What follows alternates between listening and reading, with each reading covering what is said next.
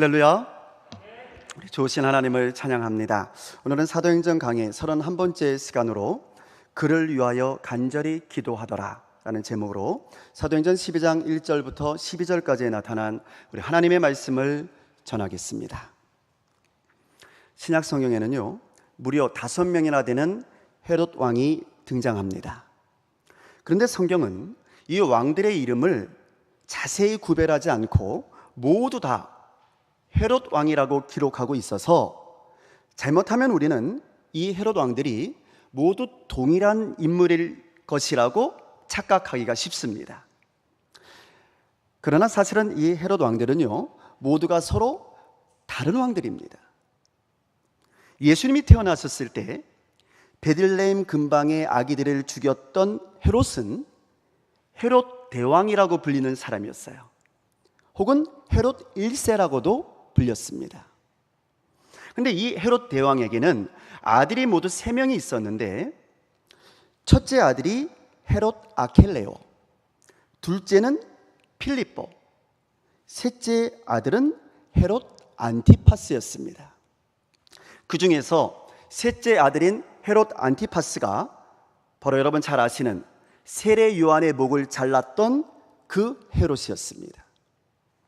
그리고 이제 사도행전으로 넘어오게 되면요 오늘 12장에 나오는 헤롯은 헤롯 아그리빠 1세라고 불렸던 사람이에요. 그러니까 전혀 다른 사람이죠. 이 사람은 주 41년부터 44년까지 유대를 다스렸던 왕이고요, 사도행전 26장에서 사도 바울을 재판한 헤롯 왕은 헤롯 아그리빠 2세였습니다. 보라이케라고 하는 저명한 스웨덴 신약학자가 쓴 신약 성서 시대사를 보게 되면 오늘 본문 사도행전 12장에 나오는 이 헤롯 아그리빠 왕에 대해서 우리가 자세히 알 수가 있는데요, 이 사람은 어떤 사람이냐면 아주 기회주의자였습니다. 그래서 자신의 이익을 위해서라면 언제든지 입장을 바꾸어 버리는 아주 이중적인 사람이었던 거죠. 그래서 이 사람은 당시 유대의 실세였던 바리새파 사람들의 환심을 사기 위해서 유대인들 앞에서는요 마치 자신이 유대교 신자인 것처럼 행세를 했어요. 마치 유대교를 숭상하는 것처럼 보이려고 노력을 했었죠. 하지만 반대로 외국에 나가면요 그때는 또 언제 그랬냐는 듯이 거꾸로 헬레니즘 문화의 옹호자인 것처럼 그렇게 행세를 했습니다. 그러니까 아주 기회주의자요 이중적인 사람이었던 거죠.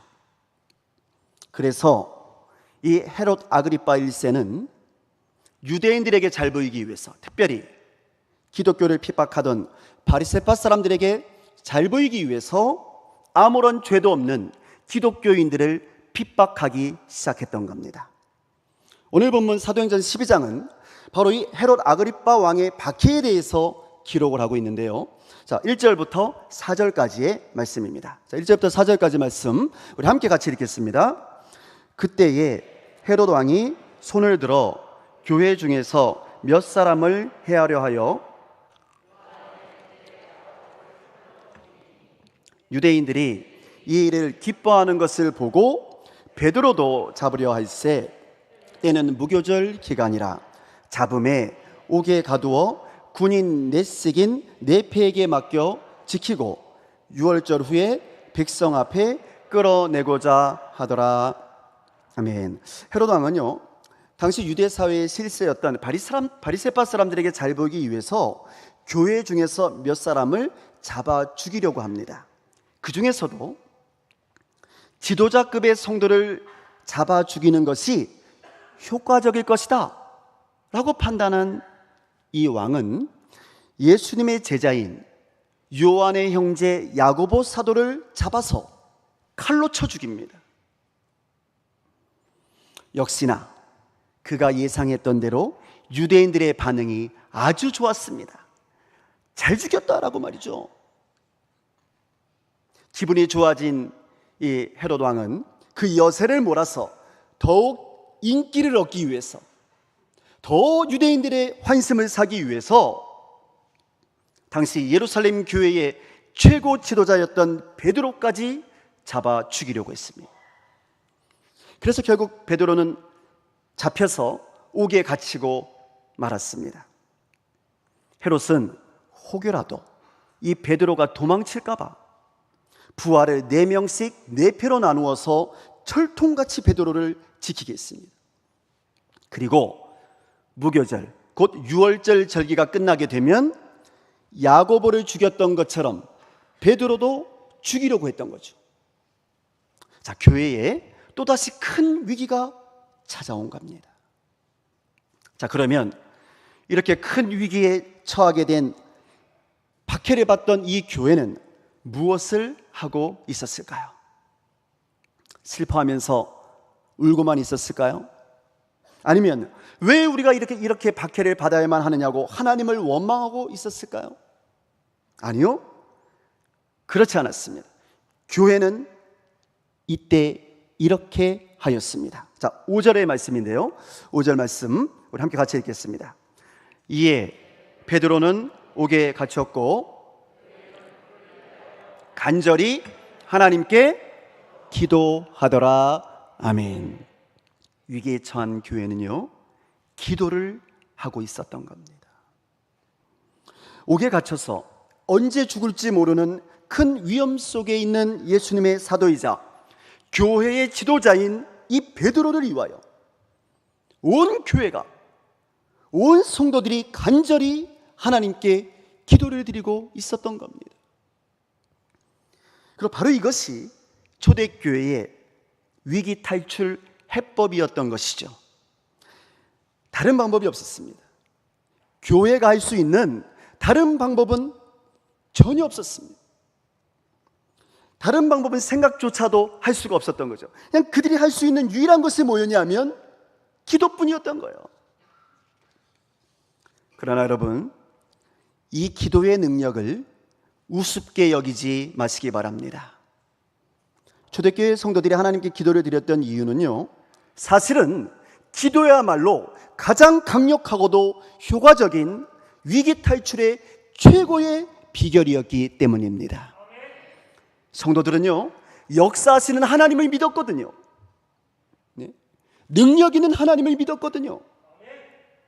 안타깝게도 사도 야고보는 갑자기 잡혀가서 처형을 당하고 말았지만 성도들은 실망하지 않았습니다. 그들은 더욱 간절히 하나님께 기도를 올려드립니다.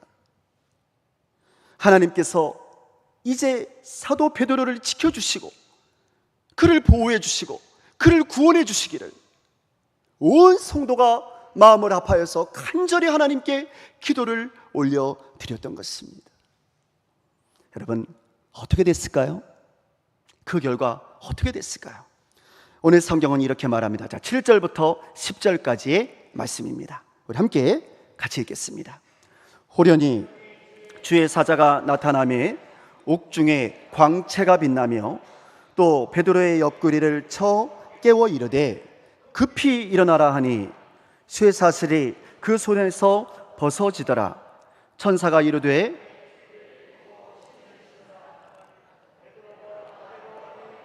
천사가 또 이르되 겉옷을 입고 따라오라 한데 베드로가 나와서 따라갈새 천사가 하는 것이 생시인 줄 알지 못하고 환상을 보는가 하니라. 이에 첫째와 둘째 파수를 지나 시내로 통한 쇠문에 이르니 문이 저절로 열리는지라. 나와서 한 거리를 지나매 천사가 곧 떠나니라. 아멘. 여러분, 주의 사자가 나타났답니다. 이게 무슨 뜻입니까? 하나님께서 개입하기 시작하셨다는 겁니다. 하나님께서 역사하시기 시작하셨다는 겁니다. 주의 사자가 베드로를 깨우고 그를 인도합니다. 베드로를 얽어매었던 쇠사슬이 그의 손에서 벗겨졌습니다. 굳게 닫혀있던 옥문도 열렸습니다. 파수꾼들은 베드로를 전혀 제지하지 못합니다. 베드로와 천사는 유유히 파수꾼들의 곁을 통과해 나갔습니다. 결국 베드로는 감옥을 탈출해서 안전하게 거리로 나올 수 있게 되었습니다. 할렐루야. 사랑하는 성도 여러분, 여러분은 여러분의 삶의 위기가 닥쳐왔을 때 무엇을 하고 계셨습니까?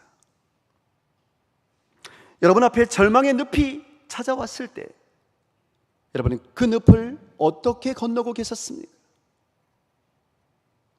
우리는 때때로 하나님을 믿는다고, 예수님을 믿는다고 말하면서도 기도의 능력을 확신하지 못할 때가 많이 있는 것 같습니다.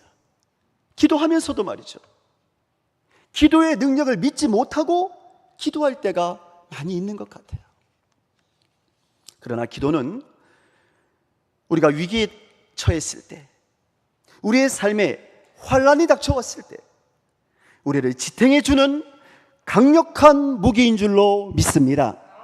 그래서 성경은 야고보서 5장 13절에서 너희 중에 고난당하는 자가 있느냐? 그는 기도할 것이요 라고 말했던 거예요. 여러분, 고난당하는 자가 해야 할 가장 중요한 일이 뭐랍니까? 너희 중에 고난당하는 자가 있느냐? 그는 기도할 것이요. 그러니까 고난당할 때 우리 믿는 사람들이 해야 할 일이 바로 기도라는 겁니다. 여러분 믿습니까? 거꾸로 말하면 고난당할 때 기도할 수 있는 사람이 예수 믿는 사람이다 그 말이에요. 왜냐하면 하나님께서는 우리들의 기도를 통하여서 움직이시기 때문입니다. 하나님께서는 우리의 기도를 들어주시는 분이시기 때문입니다. 특별히 우리가 고난당할 때 하나님 앞에 나와서 간절히 기도하는 우리의 모습을 보시고 우리를 불쌍히 여겨주시고 우리에게 자비를 베풀어 주시고 우리에게 은혜를 베풀어 주시는 줄로 믿습니다. 출애굽기 2장 23절과 24절을 보시면요, 애굽에서 고통당하던 이스라엘 백성들도 하나님께 부르짖으며 기도했습니다. 출애굽기 2장 23절 24절 제가 읽어드릴게요. 여러 해 후에 애굽 왕은 죽었고 이스라엘 자손은 고된 노동으로 말미암아 탄식하며 부르짖으니 그 고된 노동으로 말미암아 부르짖는 소리가 하나님께 상달된지라. 하나님이 그들의 고통 소리를 들으시고 하나님이 아브라함과 이삭과 야곱에게 세운 그의 언약을 기억하사. 할렐루야. 이스라엘은 고통 중에 하나님께 부르짖으며 기도했고 하나님께서는 그들의 고통의 소리를 들어주셨습니다. 그리고 그들의 조상 아브라함과 이삭과 야곱과 세운 하나님의 언약을 기억해 주신 거죠. 이들은 나의 백성들이지 라고 말이죠. 그러니까 하나님께 간절히 부르짖으며 기도해야 한다는 거예요. 어려운 일이 닥쳐왔을 때, 환난 닥쳐왔을 때 하나님의 능력을 믿으면서 하나님께 간절히 기도해야 한다 그 말이에요. 여러분, 이렇게 우리의 기도가, 우리의 부르짖는 기도가 하나님께 상달되기만 하면요, 그것으로 그냥 상황 끝인 줄로 믿습니다. 성 끝나버린 거예요. 왜냐하면 그때부터는 하나님께서 책임져 주실 것이기 때문입니다. 내가 책임지지 않아도 돼요. 하나님이 책임지실 거예요.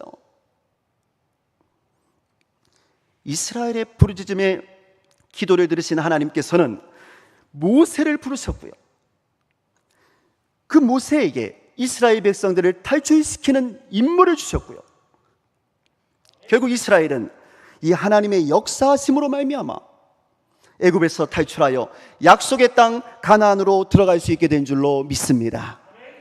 성도 여러분, 십자가를 앞에 둔 우리 예수님께서도요, 겟세마네 동산에서 그 위기의 순간에 간절히 기도하지 않으셨습니까? 다른 거 한 거 아니에요. 우리 예수님도 십자가 앞에서 기도하셨다니까요. 하나님의 아들 예수님께서도 기도하셨다니까요.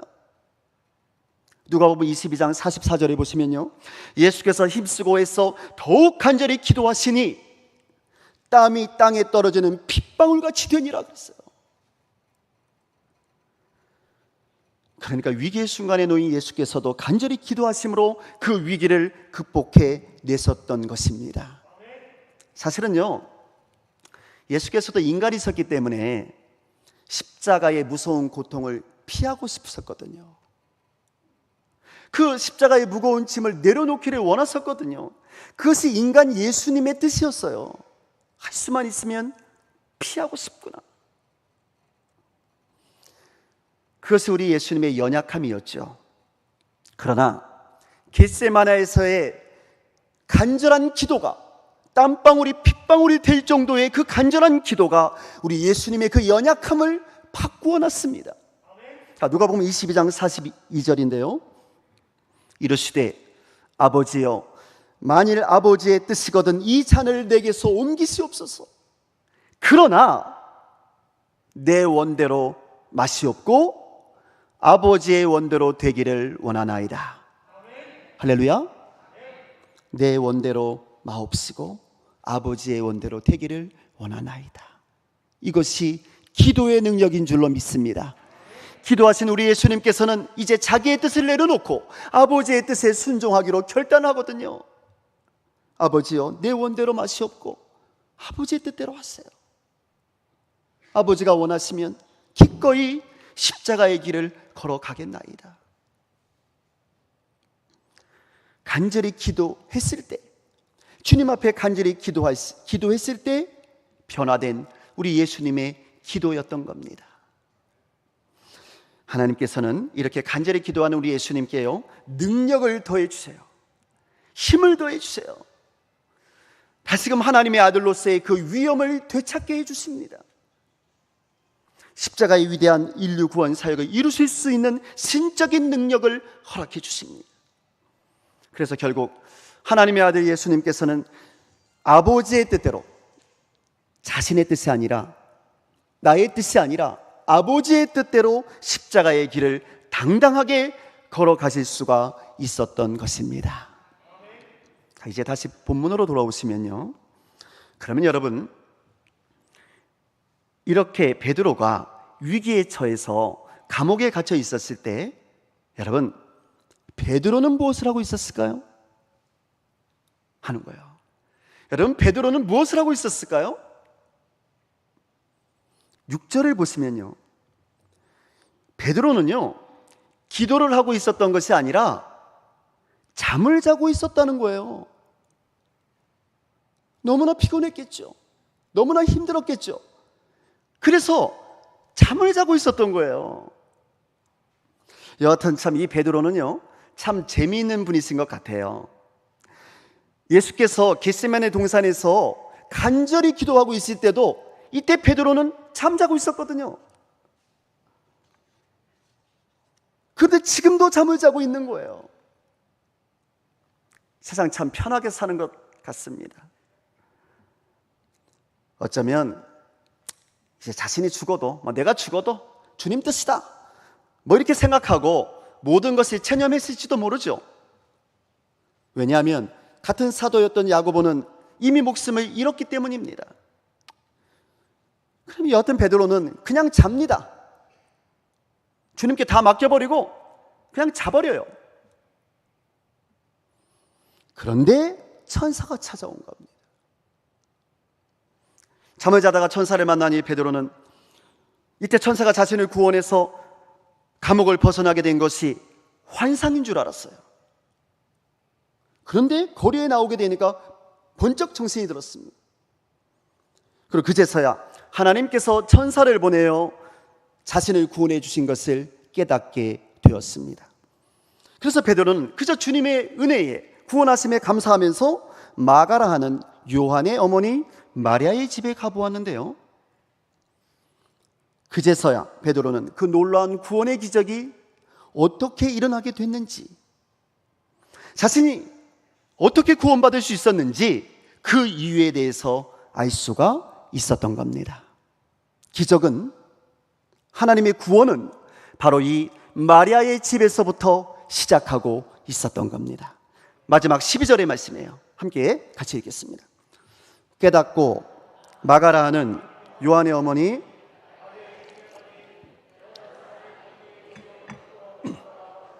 아멘. 마리아의 집에 가니 여러 사람이 거기에 모여서 기도하고 있더라. 무엇을 하고 있었답니까? 기도하고 있었답니다. 그러니까 마리아의 집에 예수 믿는 사람들, 성도들이 모여서 기도하고 있었던 거예요. 그들은 울지도 않았고요, 염려하지도 않았습니다. 그저 모여서 합심해서 간절히 하나님께 기도를 올려드리고 있었던 거예요. 베드로를 위하여 하나님의 사람 베드로를 구원해 주세요. 그를 지켜주세요. 그를 보호해 주세요. 그를 살려주세요. 간절히 합심해서 기도하고 있었던 겁니다. 밤이 새도록 말입니다. 밤이 새도록. 사랑하는 성도 여러분, 우리는 우리 자신이 고난당할 때만 기도할 때가 많이 있지 않았습니까? 내가 힘들 때 나를 위해서만 기도할 때가 많이 있었던 거죠. 그러나 사실은 고난을 당한 우리의 형제와 자매들을 위해서 기도하는 중보 기도가 더욱더 필요합니다. 왜냐하면 이 중보 기도에 능력이 있거든요. 다른 사람을 위해서 기도해주는 중보 기도에 능력이 있거든요. 그래서 중보 기도가 더 필요한 거예요. 내가 나 자신을 위해서 기도하는 것도 물론 필요하지만 다른 사람이 나를 위해서 기도해주는 중보 기도가 필요한 겁니다. 왜? 능력이 있으니까. 그곳에는 사랑이 담겨져 있기 때문에 그래요. 그래서 능력이 있는 거거든요. 그러니까 베드로가 감옥에서 풀려난 이유는요, 쿨쿨 잠자고 있었던 베드로 때문이 아니었던 거예요. 그것은 베드로를 위해서 간절히 기도해준 성도들의 중보기도 때문이었던 겁니다. 교회의 기도 때문에 베드로가 살아났던 거예요.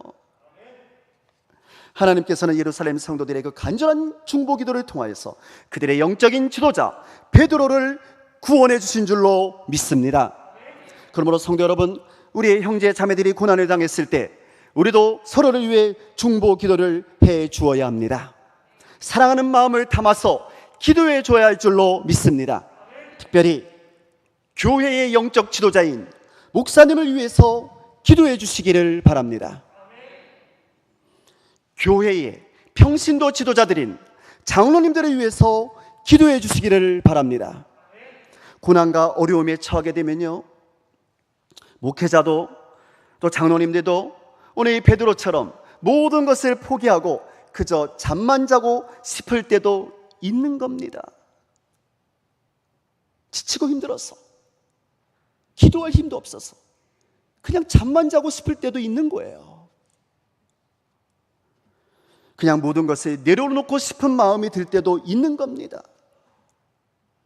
이때 성도들의 기도가 필요한 줄로 믿습니다. 성도들의 사랑과 격려와 협력이 필요합니다. 예루살렘 성도들의 기도가 베드로를 구해냈습니다. 성도들의 기도를 통하여 베드로가 잠에서 깨어났습니다.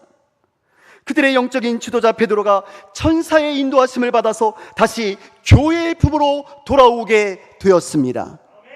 교회의 거룩한 사역을 다시 잘 감당할 수 있게 된 줄로 믿습니다. 사랑하는 성도 여러분, 그러므로 목회자를 위해서 기도해 주십시오. 특별히 목회자가 어려운 순간에 놓였을 때 합심하여 기도해 주시기를 바랍니다. 시험에 들지 않도록, 잠에서 깨어나도록 기도해 주시기를 바랍니다. 여러분, 장로님들을 위해서도 기도해 주십시오. 장로님들에게 어렵고 힘든 순간들이 닥쳐왔을 때 잘 이겨낼 수 있도록 기도해 주시기를 바랍니다. 하나님의 천사의 인도하심을 받을 수 있도록 기도해 주시기를 바랍니다. 교회의 지도자들은요, 여러분, 성도들의 기도를 먹고 사는 사람들이기 때문입니다. 여러분들의 기도가 살리는 거예요.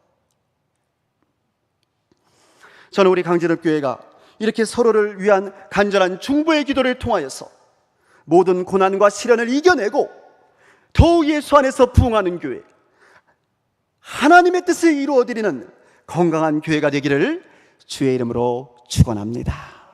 기도하겠습니다.